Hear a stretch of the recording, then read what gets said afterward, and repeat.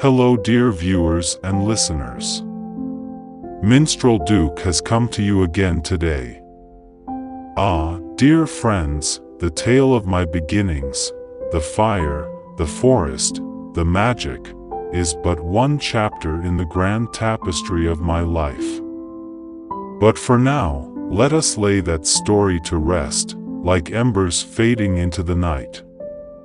The echoes of my past will always linger, shaping who I am, yet my feet tread a different path today.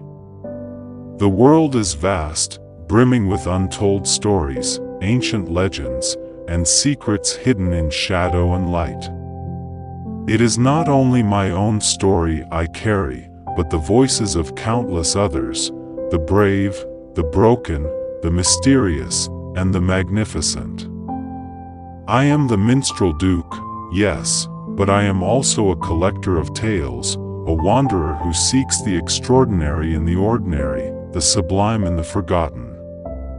With harp in hand and words sharp as ever, I travel from village to village, through bustling cities and desolate ruins, seeking out the myths and mysteries that shape the lands. Some stories are whispered in taverns over mugs of frothy ale, others carved into stone by hands long turned to dust. Some are joyous and others sorrowful, but all are worth preserving, for they remind us who we are, and who we might become, and you will hear the continuation of my story over time. So, come with me, dear companions, as we set forth on this journey together. The road ahead is uncertain, but isn't that the beauty of it? Let us find the legends waiting to be told, the magic hiding in plain sight, and the hearts yearning to be understood. The Minstrel Duke's tale is far from over, but for now, let it rest.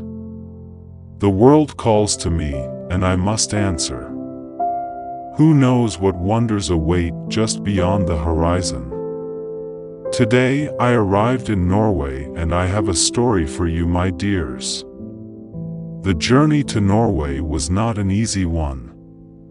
The winds howled across the northern seas, and the waters churned as if they sought to test my resolve. Yet, as the storm broke and the horizon cleared, I beheld the city of Trondheim, the ancient heart of Norway. Once called Nidaros, it was a place steeped in history and legend, its streets echoing with the whispers of kings and warriors. Trondheim's cobbled streets led me to Nidaros Cathedral, a towering structure of Gothic splendor, its spires seeming to pierce the heavens themselves. Here, among the flickering candlelight and the solemn shadows, I heard a story that has haunted this land for centuries, a tale of betrayal, redemption, and the unyielding spirit of a saint. It was the legend of Olaf the Holy.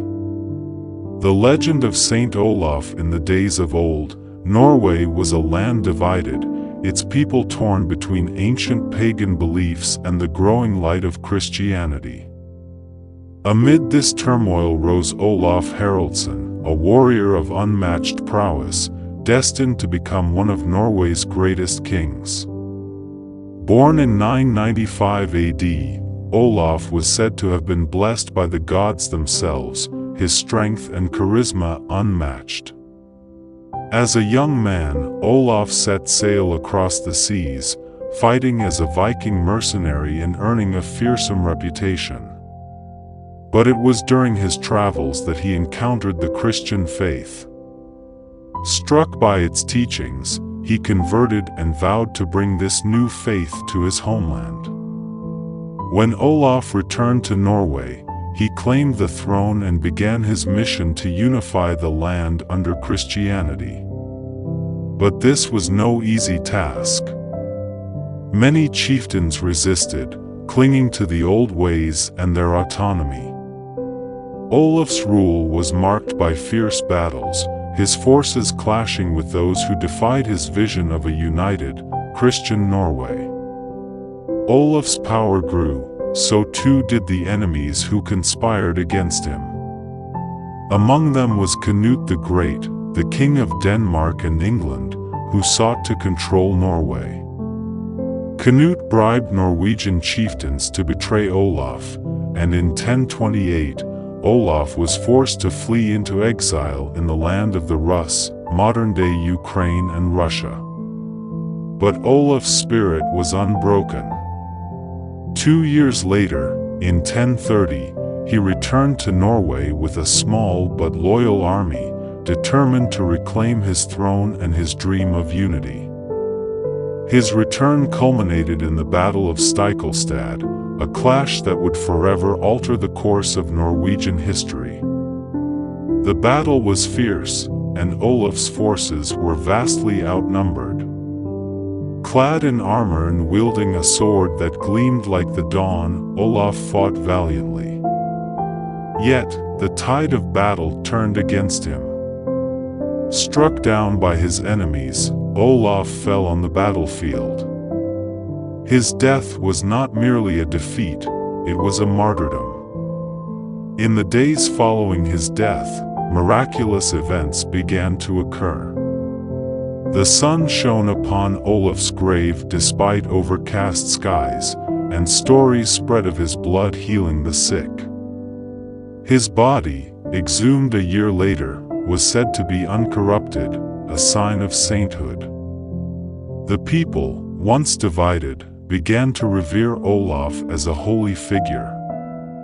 His grave became a site of pilgrimage, and he was canonized as Saint Olaf. The Nidaros Cathedral in Trondheim was built over his burial site, becoming a sacred place for generations to come. To this day, Olaf the Holy is remembered as the eternal King of Norway. His feast day, July 29th, is celebrated as Allsuk, a time of reflection and unity. The cathedral that bears his memory stands as a testament to his enduring legacy, its walls echoing with the prayers of pilgrims who seek his blessing. As I listened to this tale, the weight of history settled upon me. Olaf's story is not merely one of conquest or faith, it is a reminder that even in the face of betrayal and death, one spirit can inspire a nation. And so, dear companions, I leave Trondheim with the legend of Saint Olaf etched into my heart. The journey continues, for there are more stories to uncover, more truths to share. Stay with me, and together we shall unravel the tapestry of this wondrous world. Greatness is not measured by the battles we win, but by the values we leave behind.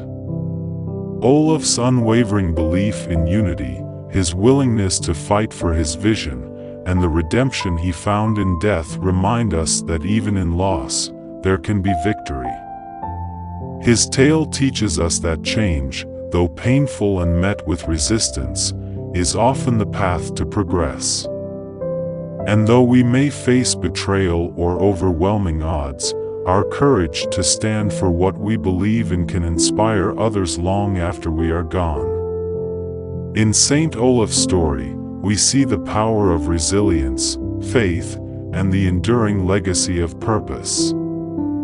May we, too, strive to leave the world better than we found it, carrying forward the light of hope, even in our darkest moments. If you like, send my stories to your friends. Don't forget to subscribe and like. Tell me in the comments where should be my next travel destination.